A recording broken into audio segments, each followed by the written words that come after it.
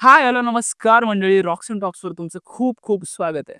तर आजचा एपिसोड खूप भन्नाट आणि मराठमोळा होणार. मंडळी, मला ना लहानपणापासूनच खूप असं ऑब्सेशन आणि क्युरियोसिटी होती वारी बाबतीत. कारण मी लहानपणापासून बघत आलोय की लोक इथं येतात. माझ्या शाळेचं ग्राउंड आहे, इथून 5 मिनिटावर माझं घर आहे, 10 मिनिटावरून माझी शाळा आहे. तर इथे लोक यायची, राहायची, इथे एकदम ते जेवण वगैरे करायची. तर मला ह्यांना विचारावं वाटायचं खूप, की काय असतं यांचं रुटीन, म्हणजे राहतात कुठे, खातात कुठे, जेवतात कुठे. तर आज आपण यांच्यासोबत मारणार आहोत काही गप्पा, काही गोष्टी. तर स्वागत आहे तुमचं रॉक्स अँड टॉक्सच्या या नव्या कोऱ्या एपिसोडमध्ये, जिथे आपण भेटणार आहोत वारकऱ्यांना.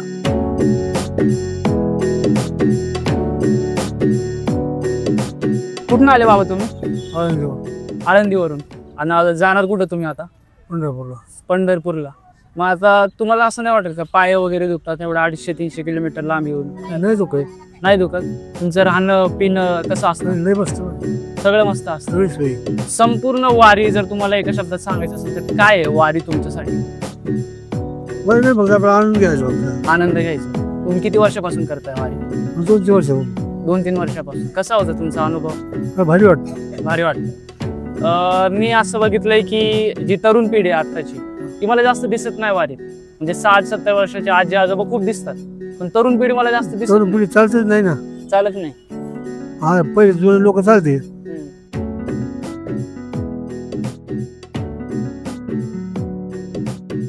ज्याची त्याची भगवंतावरची म्हणजे आपली भक्ती पाहिजे ना. तर भक्ती असली तर आपण म्हणजे असं हे करू शकतो ना, मनामध्ये समजा हे असलं तर आपण पायी पण चालू शकतो. असं ज्याच्या त्याच्या ह्याच्यावर असतं, भक्तीवर अवलंबून असतं. आणि आता हल्लीचे तरुण पोरं कसे सगळे मोबाईलवरच हे आहेत ना, त्याच्यामुळं म्हणजे हे टोटल वारी पंढरपूरची वारी हे तुमच्यासाठी काय आहे? म्हणजे तुम्ही का करताय हे? आम्ही करतो म्हणजे एक आनंद पण मिळतो. आणि माऊली म्हणजे हे आपले सगळे म्हणजे एक माय बाप सगळे काही तेच आहे. आपले सगळं काही द्यायला घ्यायला आपल्याला सगळे माऊलीच देतात ना. त्याच्यामुळे आपण असं काहीतरी देवासाठी करावं. आपण जन्माला आलोय म्हणून काहीतरी माऊलीसाठी आपण करावं. त्यांनी आपल्याला सगळं काही दिलंय ना, मग आपण पण त्यांच्यासाठी काहीतरी आपण थोडस आपल्या शरीराला झीज घेतल्याने काय झालंय.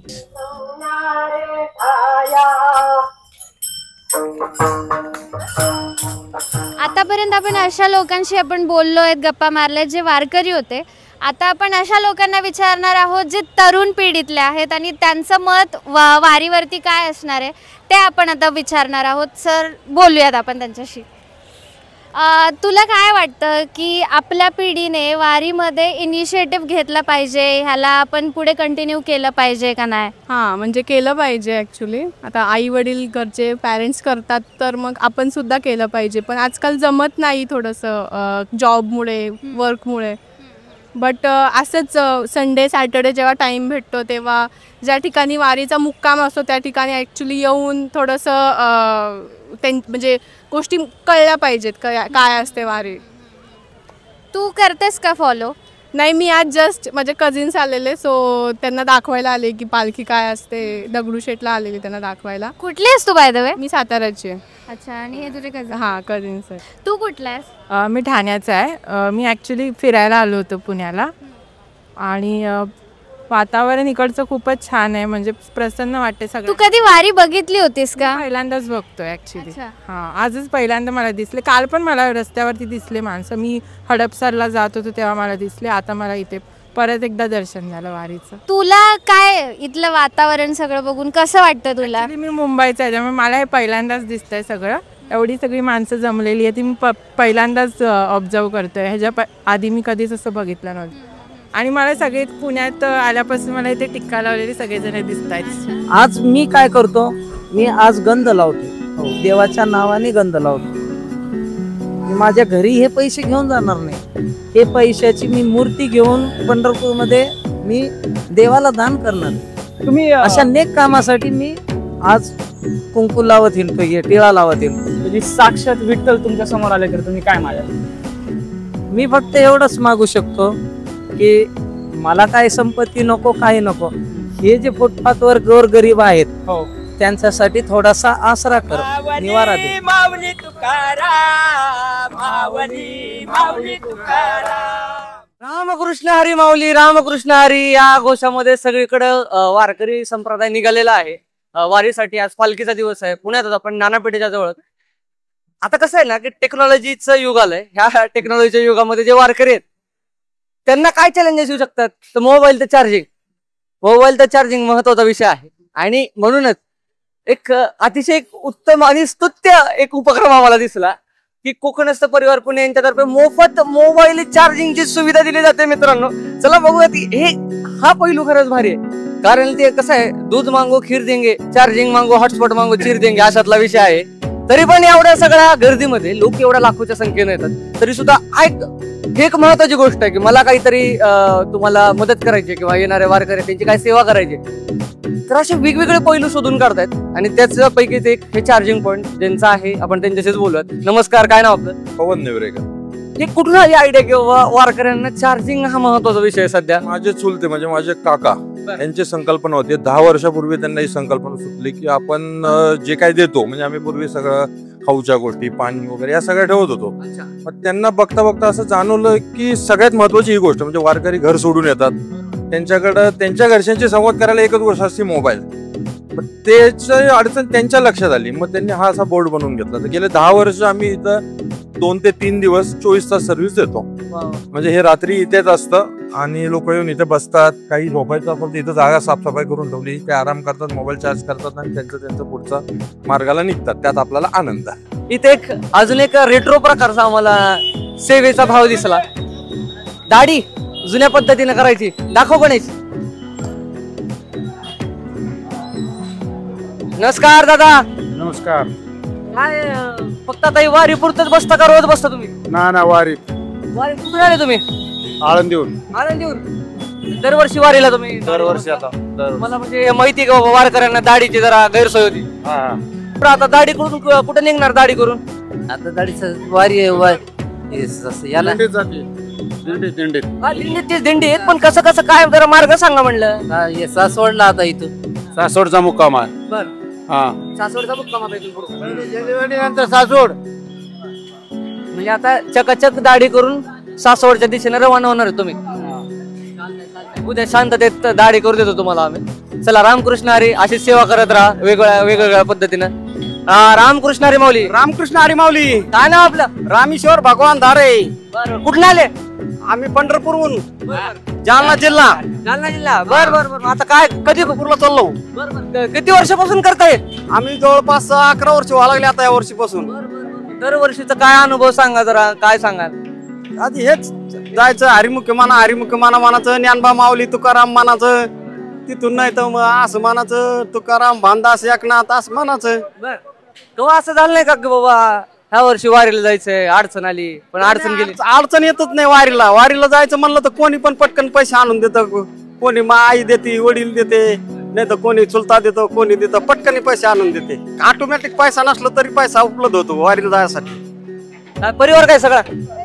परिवार नाही, आम्ही वेगवेगळे. बर. मग मंडळी तुमच्या कुठं असते? मंडळी आमच्या तिकडे गेले, तिच्या आईचं दुःख होतं त्यामुळे तिकडे गेले.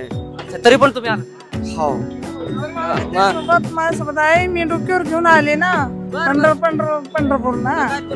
ते नवस वगैरे काय असं बोललं बाई? असं काय आनंद हे आम्हाला मावले भेटले त्यांनी, म्हणून आनंद लुटासाठी त्याने आपले घेतले. ते लोक असं हाऊस नाही, फोटो मावशी. आता कसं आहे, आता आमच्या जमान्याचे पोरं आहेत, ते पोरं काय एवढे हे काय वारी बिरी काय मनावर घेणार करणार असं वाटलं आम्हाला वाटतं. असं काय सांगाल या पोरवाले? काय सांगा का? पोरांना तर सांगायला पाहिजे ना. आला हा काय करता जगाचा करिता, हा तर सगळ्यांना त्यांनी मनावर घेतलं तर होऊ शकतं ना. मनात भरवणारा त्यो आहे. म्हणजे वेळ काढला पाहिजे. वारी काय आहे तुमच्यासाठी? हे बा माऊली, वारी करणं हा जीवनाचा उद्धार करून घेणं आहे. बर. परत जसं आपण इंधनचं सर्व्हिसिंग करतो, असं वारीचा नियम आहे. आपण कार्तिकी करा, एकादशी करा, मधले व्रतही करीत चला, पण ही नवीन पिढी जी आहे ही आपल्या सोबत चालायला पाहिजे. ह्या हेतुनाम्यातून हे कार्यक्रम आपण घेऊन चाललेलो आहे. आणि हा पांडुरंग जो आहे प्रत्येकाच्या ध्याना मनात यावा आणि त्यांची बुद्धी स्पष्ट चांगली व्हावा, ह्या कारणास्तव ह्या पांडुरंगाच्या आपण पालखी सोहळा घेऊन चाललेलो आहे. काय नाव आपलं मामा? बबनराव मिसाळ. होय का आपलं? माझं वय 71. 71 वर्ष. आणि कुठल्या वर्षापासून जातं पालखीला? मी जवळपास 35-40 वर्ष होऊन राहिले. बापरे. हो. आधीची वारी आणि आत्ताच्या वारीत काय फरक आहे का काय? फरक आहे, खूप फरक. जसं काय सांगाल? आज तुमच्या आमच्या ज्या मनातल्या भावना आहे हा फार दुर्वा गेलेला आहे. म्हणजे फारसा अंतर झालेलं आहे. पूर्वीचं जे होतं त्या वक्ताला आमच्या टायमात ज्या आम्ही वाऱ्या करतो त्या वक्ताला गावातून तुमचे आमचे गावकरी सगळे मिळून सन्या वाजत गाजत वाटा लावित होते. आज तसं नाही. पांडुरंगानं काय सांगितलेलं आहे, विठू माझा लेकरूवाळा. आज पांडुरंगाचे हे कार्य आपल्यापर्यंत पोच झालेलं आहे. म्हणून ही सगळं काही आनंदमय सोहळा तयार झाला. बोला पुंडलिक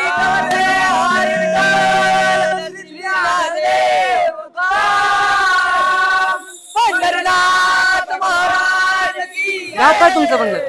बाबासाहेब. बर, हे गण लावायचं कधीपासून करतात? दरवर्षी? या वर्षीच आलो. पैसे पाऊस नव्हता, पाणी नव्हता बापरे गेल्या वर्षी, त्याच्यामुळे आलो आता. दरवर्षी काय वारीला येता नाही येता कसं काय? येतो वारीला. बरोबर. या वर्षी गण लावायचं ठरलं? हो. कधीपासून आहे मग? किती लोकांनी काय म्हणजे कसं कसं करतं? का दिले पैसे लावले नाही तर फ्री मध्ये. फ्री मध्ये? आधीच तुमचं एवढं नुकसान झालंय म्हणाला तरी बी फ्री मध्ये किंवा देणार देईन ज्यावेळेस. संत तुकाराम महाराजांच्या पालखीच्या जवळ आहोत आपण. तेव्हाच आम्हाला दिसलं ते आपल्या लहानपणीचे बालपणीचे खूप महत्वाची आठवण जे हळूहळू दिसतं कमी होतात. असे वासुदेव आला असं आम्ही लहानपणी हे करायचो. तर मला तुम्हाला दोघांना विचारायचंय काय कसं वासुदेवांची संख्या कमी का व्हायला लागली? काय म्हणजे वासुदेव आता बघायला मिळत नाही. तो काय विषय बघायला मिळत नाहीत आम्हाला वासुदेव? पूर्वी काळी वेगळं होतं. आता वासुदेव आता असं अल्पवाद होत चालला. वरच्यावर कलियुगामध्ये थोडं धर्माकडे हेवा नाही गेलं, त्याच्यामुळं जरा कमी होत चालला.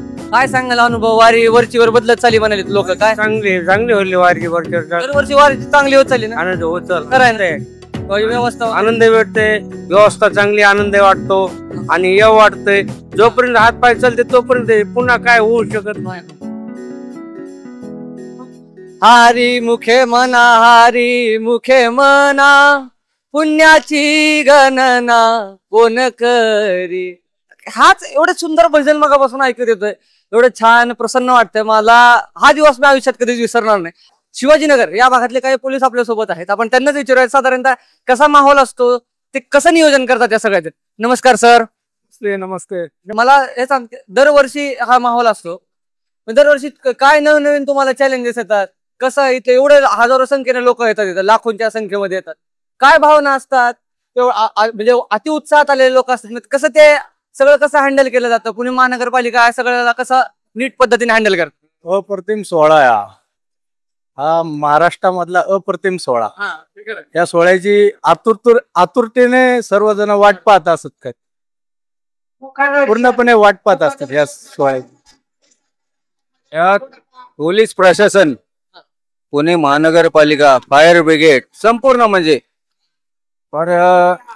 NDRF पासून संपूर्ण टीम इथं कामाला लागलेले संपूर्ण टीम. आणि एकच वर्ष असं नाही, ही प्रत्येक वर्षी गर्दी वाढतच जाते. आज गेला आमचा 7 ते 8 वर्षाचा आमचा अनुभव आहे. ही गर्दी कमी नाहीये, ही वाढतच चालली आहे. आणि हिंदुस्थानात, संपूर्ण हिंदुस्थानात पालखी हा सोहळा असा आहे की ज्ञानेश्वर महाराज आणि तुकाराम महाराज जबरदस्त सोहळा. हा सोहळा पाहण्यासाठी परदेशी पर्यटक पण पुण्यात येतात. हा, तो स्वतः आनंद घेतात पुण्यात येऊन.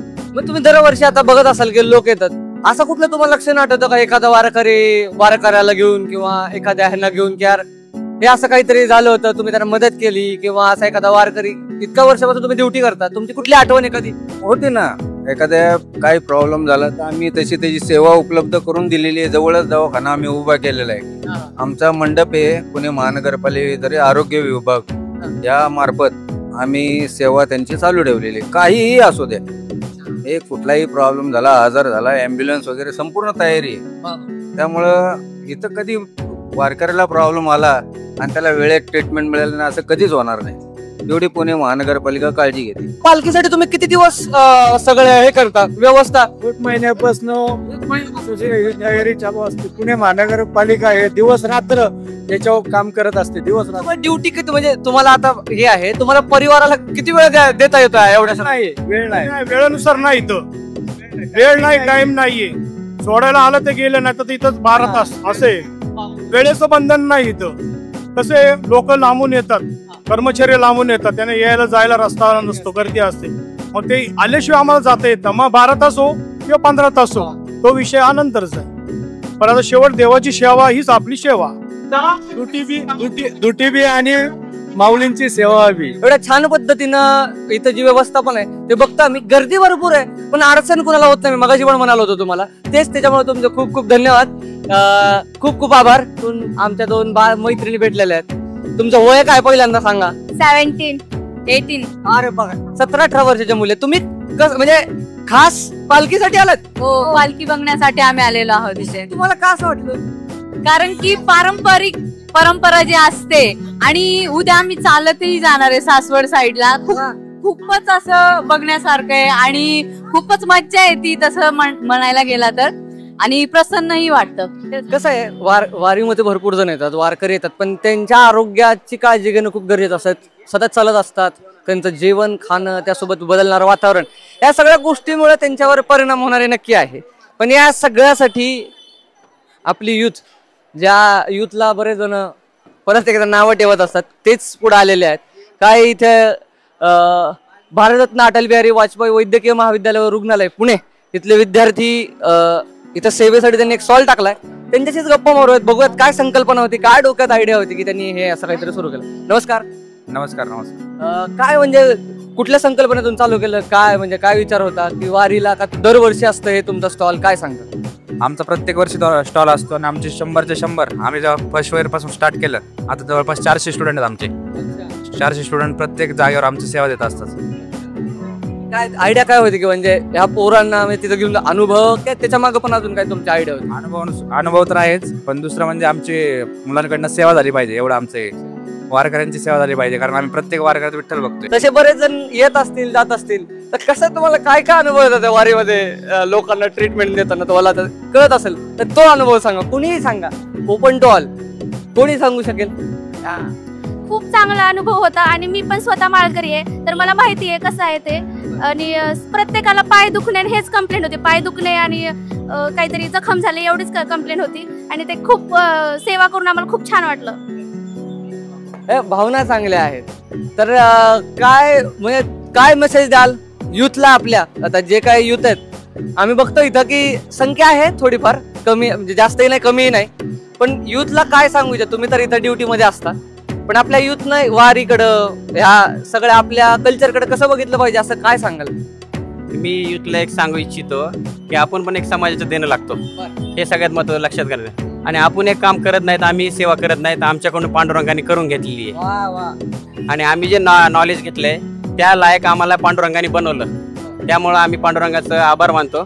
आणि युथला दुसरा मोठा माझा संदेश असेल की निस्वार्थ भावनेने काम करा, की तुम्हाला त्याचं फळ भेटेल नाही भेटेल हे पुढची गोष्ट. आज तुम्ही कर्म करा, उद्या पांडुरंग बघतोय, बरोबर तुम्हाला कर्माचे फळ देणारच.